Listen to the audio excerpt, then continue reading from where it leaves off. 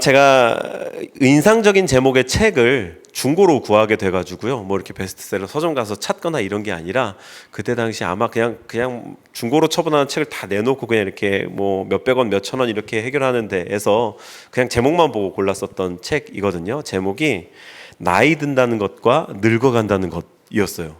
딱 그 두 개의 제목이 이렇게 딱 대비처럼 이렇게 있는데 딱 뭔가 의미가 있는 거죠. 나이 든다는 것과 늙어간다는 게 다른 건가?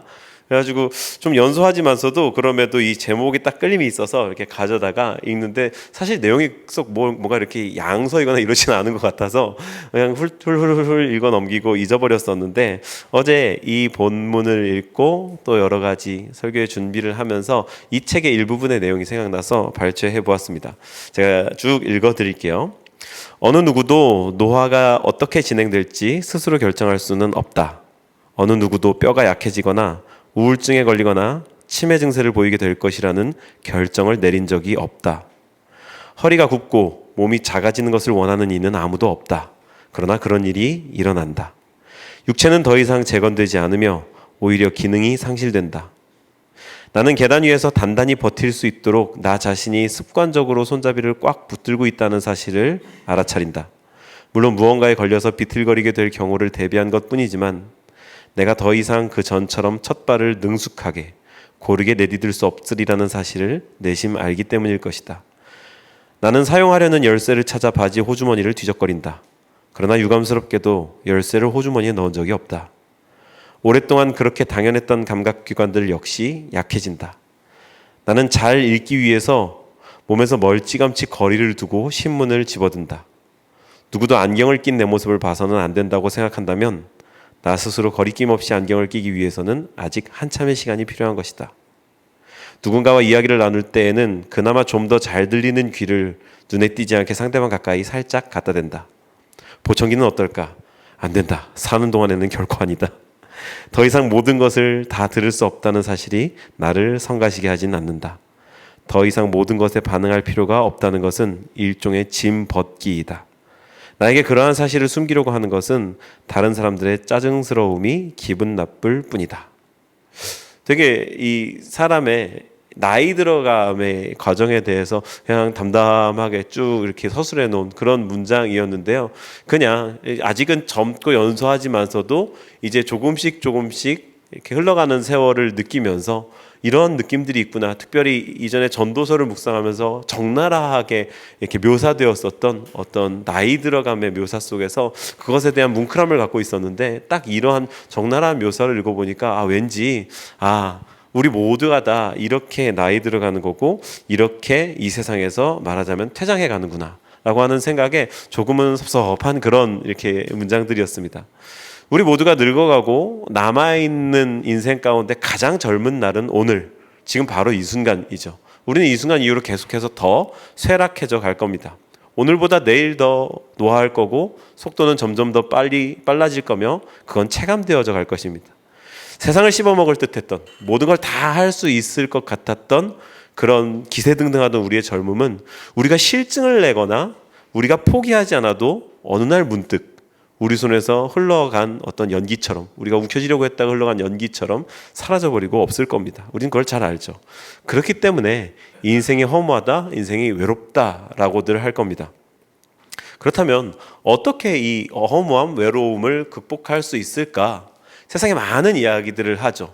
자기 인생을 좀 더 의미 있게 하라는 각종 자기 개발서들이 판치는가 하면 네 인생은 한 번밖에 없어, 즐겨, 다른 사람 신경 쓸 거 없어 라고 하면서 쾌락과 어떤 즐거움의 가치를 크게 부여하기도 하고요. 특별히 그 가운데 그런 몇 가지 대책 가운데 하나가 명예를 얻으면 네 인생이 좀 더 의미 있을 거야, 행복할 거야, 이러한 늙어감 속에서 좀 더 가치를 얻을 수 있을 거야 라고 말하죠. 명예가 뭡니까? 이름값을 하는 겁니다. 내가 의미 있는 사람이라고 보다 많은 사람에게 인정받고 드러나게 되는 거죠. 그래서 나이가 들수록 무슨 땡땡 회장, 무슨 땡땡 협회장 뭐 이런 것들에 더 이렇게 기웃거리게 되는 것 같습니다. 그런데 그래서일까 교회 공동체 내에서도 어느새부터가 사실 좀 오래된 폐단이기는 하죠. 이러한 자리, 명예에 대한 추구가 좀 아프게 드러나기 시작했습니다. 대표적인 것이 우리 어떤 직제죠. 분명 개신교 문화 안에서, 개신교 전통 안에서 장로, 권사, 집사 등의 직제는 영광스러운 직분입니다. 그런데 그것이 마치 신앙 공동체 내에서의 서열을 상징하는 것처럼 의식되어지고, 그보다 높은 직분을 얻기 위해서 자신의 신앙을 위선으로 포장해서 이렇게 그 주일 하루 그 신앙을 보여야 하는 자리만 연기하는 그런 종류의 신앙은 우리 개신교를 병들게 했다는 것을 우리가 인정하지 않을 수가 없습니다. 대단히 영광스럽고 거룩하고 부담스러운 것이어야 마땅한데, 세월이 흐르고 존재감이 커지면 을에 누려야 하는 그런 감투 정도로 생각하게 됐다라는 거죠. 이러한 부작용을요, 저는 이렇게 성경을 바라보는 시각이 잘못되었다라고 진단하는데요. 그 진단명을 저는 영웅주의라고 하고 싶습니다. 한번 따라해 주실까요? 영웅주의. 제가 오늘 읽은 본문과 다소간 거리가 있는 것 같은 이야기를 하는 것처럼 느껴지셨을지도 모르겠습니다. 바로 이 얘기가 하고 싶었던 건데요. 우리는요, 에스더와 같은 종류의 이야기를 읽을 때 두드러지는 주인공 한 사람에게 집중합니다. 또는 그녀하고 나하고 일치시키는 데에 익숙합니다. 다윗의 이야기를 읽을 때면 나도 다윗처럼, 다윗과 같은 사람, 다윗과 같은 신앙. 모세의 이야기를 읽을 때면 모세와 같은 사람, 모세와 같은 리더, 나도 모세처럼. 아브라함, 이삭, 여러 신앙의 위인들, 그리고 엄청난 사건의 주인공들, 말하자면 영웅, 히어로, 히로인들을 만날 때에는 그 사람이 되고 싶어서, 또한 하나님께서 그 사람이 되라고 요구한다는 부담을 가지고 우리가 그렇게 성경을 읽는 영웅주의에 몰두해 있다는 거죠. 그러니 우리가 이 영웅주의에 함몰될 때 또는 그녀였기 때문에 할 수 있는 특별한 영웅적 행동, 그거를 일반화시키는 오류에 빠지는 겁니다. 일례로요, 하나님께서 믿음을 시험하실 때 자녀를 요구하신 것은요, 전무후무했습니다. 성경에 딱 한 번 그 사람이니까, 아브라함이니까 하셨던 일인데, 아브라함의 일대기를 읽으면서, 그분을 읽으면서 눈물이 쫙 흐르는 감동을 느껴서 나에게 아들을 요구하시는구나, 이러면 곤란해지는 겁니다. 그죠? 절대로 있어서는 안 돼. 하나님의 성품과 정면으로 배치되는 그때에 있었던 특별한 사건이라는 거죠. 저는 영웅주의를 지금 말하고 있습니다. 에스더를 읽을 때에도 우리는 에스더라는 사람이 보인 영웅적 면모, 우리가 방금 이렇게 교독하면서 저는 그 자리가 이제 자매님들이 읽어주신 게 무척 감동이었는데요. 죽으면 죽으리이다, 유명한 고백이죠. 그냥 죽게 되면 죽는 겁니다. 믿음으로 나아가겠습니다. 이 일사각오의 신앙을 가지고서 하나님 앞에 나아갔다. 그러니 우리는 전통적으로 우리의 신앙도 일사각오로 나아가자. 맞습니다. 맞는데 거기에만 함몰되어서 그것이 모두를 향한 하나님의 뜻인 양, 나 역시도 히어로, 히로인이 되어야 하는 것처럼 생각하는 그러한 영웅주의에 빠져서 우리의 신앙을 다소간 강요받지 않는가. 그래서 저는 오늘 시각을 좀 새롭게 하고 싶어서 이 본문을 보면서 조금은 다른 묵상을 해보았습니다. 서론이 길었는데요. 그래서 이 본문, 오늘 우리에게 주어진 에스더 4장, 특별히 그 속에 등장하는 다른 등장인물들을 좀 살펴보려고 하는데요. 에스더서에는 에스더만 나오는 게 아니죠. 그러니까 당연히 우리는 에스더에게서만 배울 게 있는 게 아닙니다. 우리 함께 본문을 살펴보면서 하나님의 역사를 이루어가는 다양한 종류의 사람들에 대해서 한번 이야기를 나눠보시죠. 그래서 질문 역시 하나님의 역사를 이루어가는 다양한 종류의 사람들을 살펴보자라고 하는 질문으로 되어 있습니다. 첫 번째로요, 가장 먼저 본문에 등장하는 첫 번째 인물은 모르드게입니다. 한번 이름 따라 주실까요? 모르드게. 더 이야기를 진행해 가기 전에 이 3장까지의 내용 다들 잘 아시겠지만 제가 한번 좀 이렇게 요약을 해드리도록 할게요. 때는요, 이 페르시아가 이 중동 세계의 패권을 잡고 있던 주전 5세기경의 시대였었습니다. 속국으로 살고 있던 이 유다 민족이 그들 가운데에 에스더라고 하는 이름의 여인이 있었는데요. 성경의 기록에 따르면요, 이 여인이 이 여인이 너무 예뻐가지고 왕비로 발탁될 만큼 예뻤다는 거죠. 성경이 예뻤다는 표현을 아주 열심히 하고 있습니다.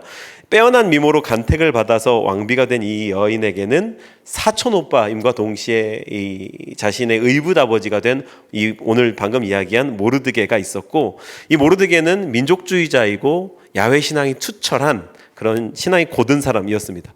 그의 신앙의 정절이 얼마나 고단냐 하면은 이 페르시아에서 국내 서열 2인자였던 하만, 그가 지나갈 때 모든 국민들이 다 그에게 절하며 경배해라 라고 되어 있는데 그가 지나갈 때 나는 유다인이니까, 나는 유대민족이니까 하나님 이외에 다른 신에게는, 다른 인간에게는, 다른 존재에게는 절하며 경배할 수 없다. 그래서 목에 힘을 주고 탁 서 있을 만큼 신앙의 절개가 굳었던 사람이다라는 거죠.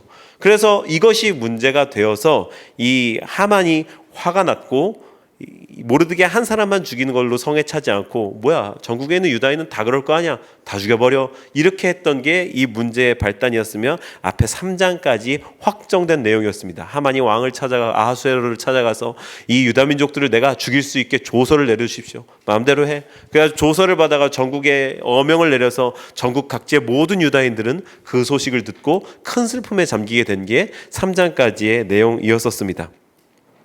이 하만은 자신에게 경배하지 않는 모르드게 유다인들의 씨를 말리기로 어명을 내렸습니다. 이제 이후에 우리가 잘 알고 있는 스토리대로 금식과 기도로 에스더는 이 뭐랄까요, 모략에 맞서고 이 극적으로 역전되어서 오히려 하만이 죽임을 당했다라는 게 에스더서의 스토리이죠.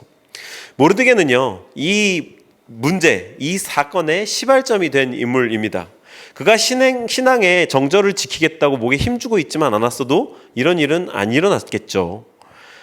꼭 그래야만 돼? 이 빡빡한 믿음을 가진 그런 사람이었다라는 겁니다. 물론 모르드게로부터 이 신앙의 정절을 배워야 되는데 저는 그냥 이렇게 뭐랄까 우상 숭배로 점철되어진 어떤 행동 앞에 신앙의 절개를 지키고 강직하게 서 있어라, 이런 측면에서 모르드게를 바로 본받자라는 말씀을 드리려고 하는 게 아니고요.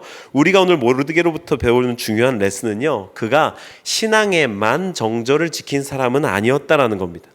그는요, 자신의 직업, 자신의 임무, 즉 우리가 소위 세상이라고 말하는 신앙과 이분화되어 있는 자신의 삶의 처서에서 또한 자신에게 맡겨진 모든 것에 충성스러운 사람이었습니다. 다 함께 1절과 2절을요 화면을 보고 세번역으로 한번 보겠습니다. 세번역이 조금 더 이해가 쉬우실 것 같은데요, 읽어주실까요? 시작. 모르드게는 이 모든 일을 알고서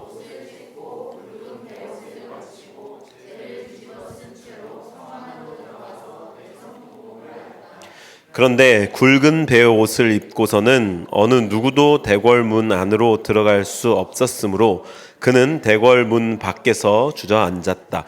자기 때문에 온 민족이 죽을 거라 그러는 그런 어명이 담긴 조서가 뿌려졌고 모르드게도 이 소식을 듣고 이제 큰 슬픔에 잠기게 된 거죠. 여러분들은 어떻게 하시겠습니까? 도망가야죠. 그냥 냅다 도망가. 이게 바뀔 여지가 있습니까? 우리는 스토리의 결말을 알고 보니까 그냥 평탄한 마음으로 보지만 이 사건에, 이 일에 빠졌다라 그러면 얼른 도망가야 되는 겁니다. 그죠? 그리고 제가 목요일날은 되게 열심히 묘사를 했었는데 한번 생각해 보시죠. 하만이 지나가는 길에 모르드게만 있었을까요? 유다인이? 아니요. 다른 유다인들도 있었을 겁니다. 관직에, 이 모르드게처럼 관직에 봉직되어 있는 다른 유다인들도 있었을 거란 말이죠. 그런데 유독 모르드게가 문제가 된 건 모르드게가 신앙을 지키는 딱딱함을 보였기 때문인데, 그럼 그 앞에서 절했던 다른 유다인들은 뭐가 되나요? 혹시 하만에게, 아니 모르드게에게 이러지 않았을까요? 야, 너만 그리스도인이야? 너만 신앙 있어? 야, 그냥 한번 까딱해. 다 죽게 생겼잖아. 살아야 하나님 믿을 거 아니야? 하나님도 살아야 섬길 거 아니야? 라고 그런 눈치를 주면서 막 이렇게 린치를 좀 가하지 않았을까요? 그런 상황 속에서 이 모르드게는 도망을 가지 않고 슬픔을 표현하는 베옷을 입고 궐 앞에 나아가서 울었으며, 또한 궐의 법도인 베옷을 입은 사람, 슬픔을 표현한 사람은 궐 안에 들어갈 수 없다라 그러는 법도를요, 지금 이 상황 속에서도 지키고 있습니다. 사실 이전에 모르드게는요, 혁혁한 공을 세웠던 사람이거든요. 모반의 음모를 알게 됐고 이것을 알게 된 것을 에스더를 통해서 왕에게 전달해서 왕이 그 역모를 처단하는, 뿌리를 싹을 잘라버리는 그런데 공을 세운 사람입니다.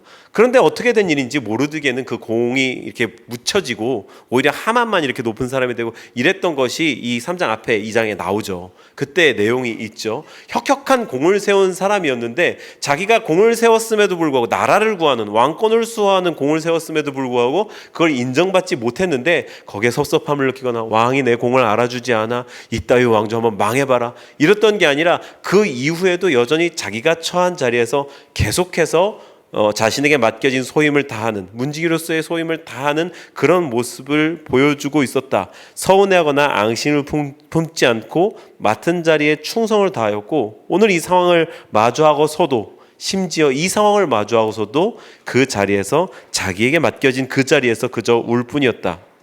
자기의 상황이 급박하다고 해서 궁중의 법도를 어기거나 막 다 무시하고 개인적 인맥을 활용하고 막 에스더 불러다가 에스더 통해서 막 나가고 이러는 게 아니라 그 자리에서 울었다. 오늘날 많은 기독교인들이요, 신앙의 자리에서 충성하는 만큼 삶의 자리에서 충성하는가? 저는 그것에 좀 물음표를 찍게 됩니다. 기브앤테이크가 이 사회의 문화, 기본적인 어떤 윤리적, 도덕적, 합리적인 가치라고 말하죠. 그 가치관에 따르면 모르드게는 미련한 사람이죠. 자기가 드린 만큼, 바친 충성만큼 인정받지도 못했고, 왕권을 구해낼 만큼 보상받지도 못했고, 심지어는 이렇게 모함받아서 죽게 생겼고, 자신의 공을 알아주기는커녕 간신배에 놀아나 온 민족을 죽이라고 하는 그런 왕에게 뭐하러 충성합니까? 자기 목숨이 죽게 생겼는데 페르시아 궁중 법도가 무슨 상관인가? 근데 이 모든 것들을 철저하게 지키고 있는 모르드게의 모습, 저는 그것을 본다는 거죠. 그런데 우리가 이제 14절을 통해서 모르드게가 어떻게 그렇게 행동할 수 있었는지를 알 수 있는데요. 또 마찬가지로 세 번역으로 화면에 준비했으니까요. 한번 읽어주실까요? 시작. 이런 때에 왕후께서 입을 다물고 계시면 유다 사람들은 다른 곳에서라도 도움을 얻어서 마침내는 구원을 받고 살아날 것이지만 왕후와 왕후의 집안은 멸망할 것입니다. 왕후께서 이처럼 왕후의 자리에 오르신 것이 바로 이런 일 때문인지를 누가 압니까?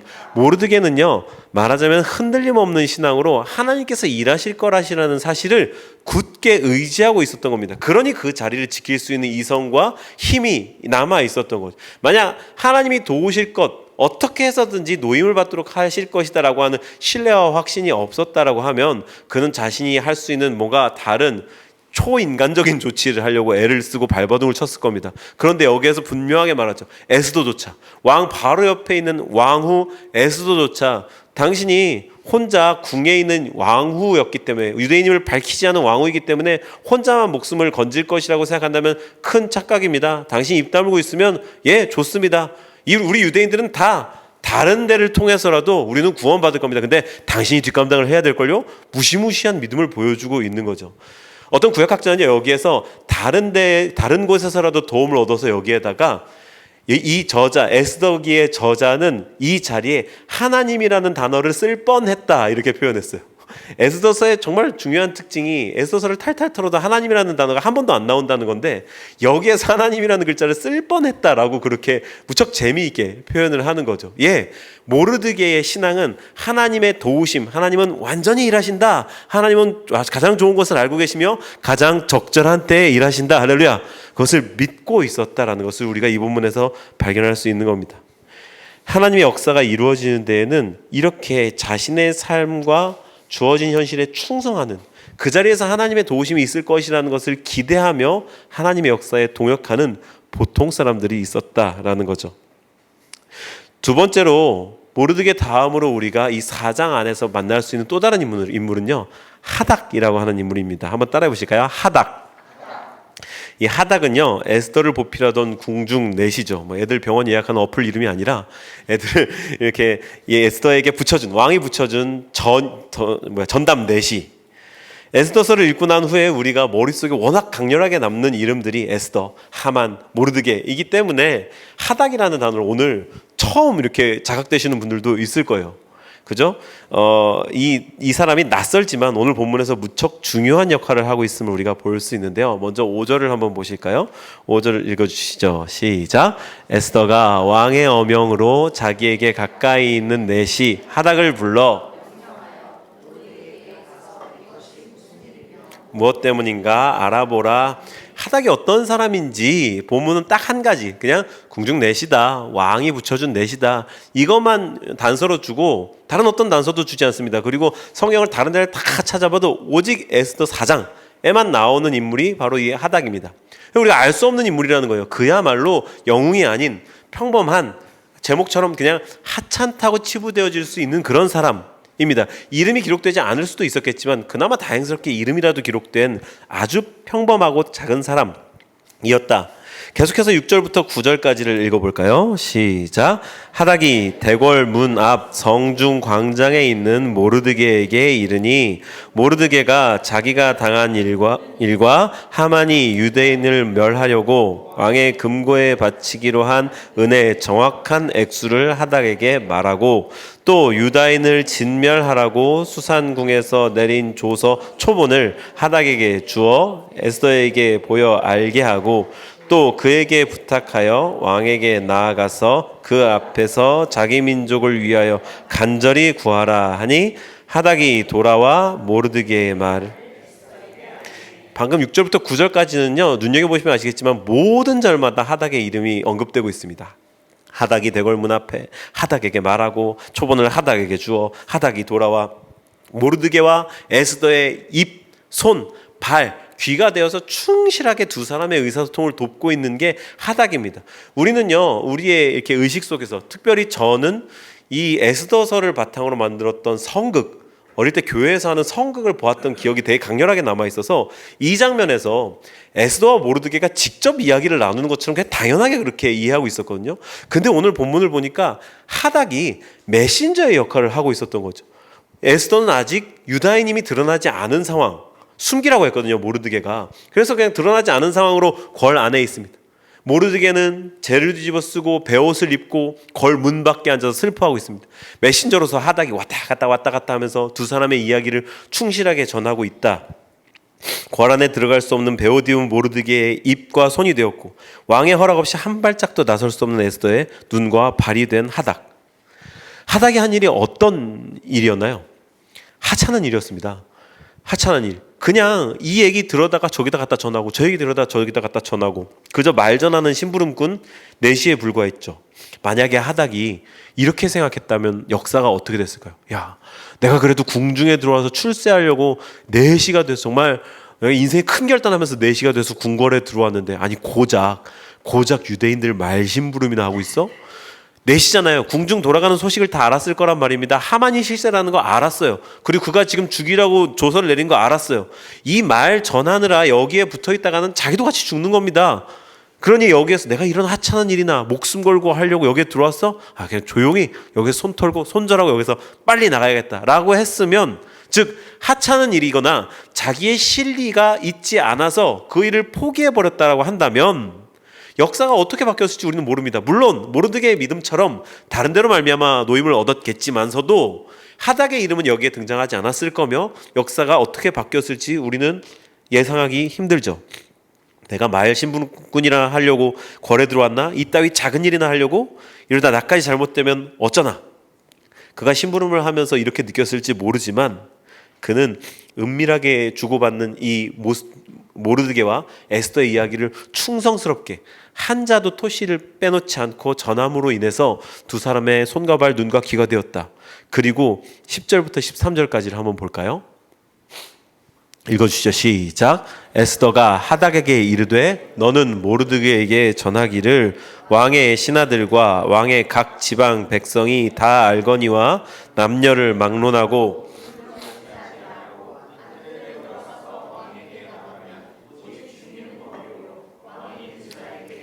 귀를 내밀어야 살 것이라.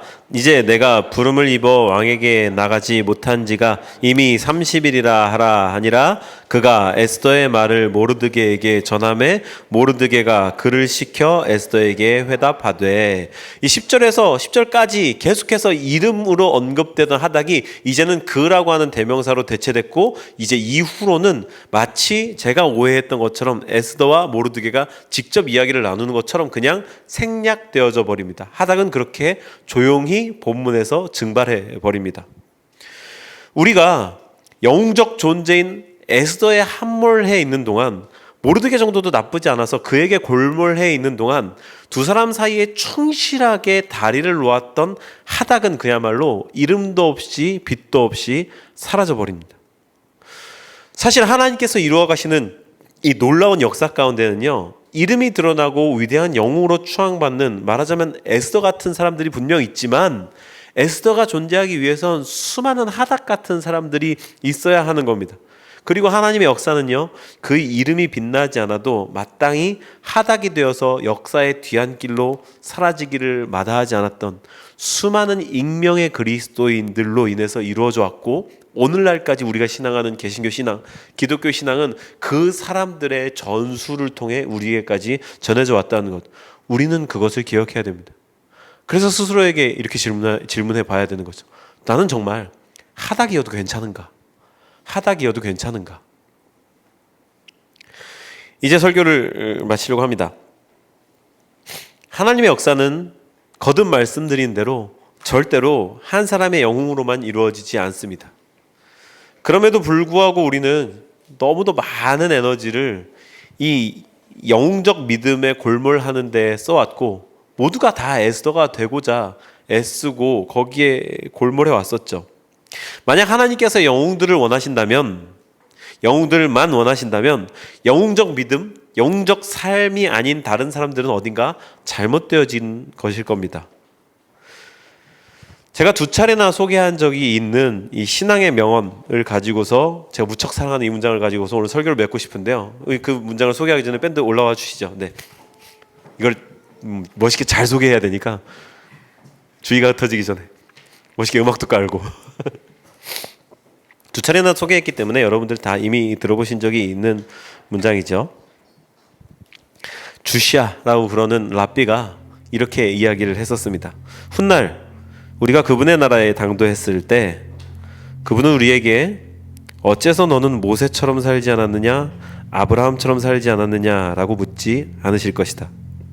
어째서 너답게 살지 않았는지를 물으실 것이다. 제가 너무 사랑하는 위대한 문장이거든요. 우리 모두가 다 아브라함, 다윗, 이삭, 야곱, 요셉, 에스더가 될 수도 없으며 될 필요도 없으며, 주님의 부르심은 그게 아닙니다. 우리의 부르심은 나 자신입니다. 그렇기에 이 세상에 결코 하찮은 인생은 없으며, 하나님 앞에서 에스더와 하닥 두 사람 가운데 누가 더 위대했을까? 저는 모르겠습니다. 주님은 둘 사이에 무게를 재지 않으실 분이라고 저는 믿습니다. 하닥이 없었다면, 모르드게가 없었다면, 그리고 우리가 이름도 알지 못하는 숱한 익명의 순교의 이슬로 사라져간 수많은 그리스도인들이 없었다면 우리에게 기독교가 전해질 수 있었을까? 그러니 하찮은 인생은 없습니다. 부르신 곳에서 그 부르심대로 자기의 이름대로 예배하는 예배자들만 있을 뿐이죠. 그래서 오늘 2가지 질문으로 설교를 마칩니다. 하나님께서 나답기를 원하시는 부분이 있다면 그게 무엇일까요? 주님 우리에게 알려주실 거라고 저는 믿습니다. 난 너다운 걸 원해. 너답기를 원해. 모세답거나 아브라함답기를 요구하지 않는단다. 너답기를 원하는데 라고 하시면서 우리의 개인적 개성에 보여주시는 그 나다움, 구체적으로 한번 적어보셨으면 좋겠습니다.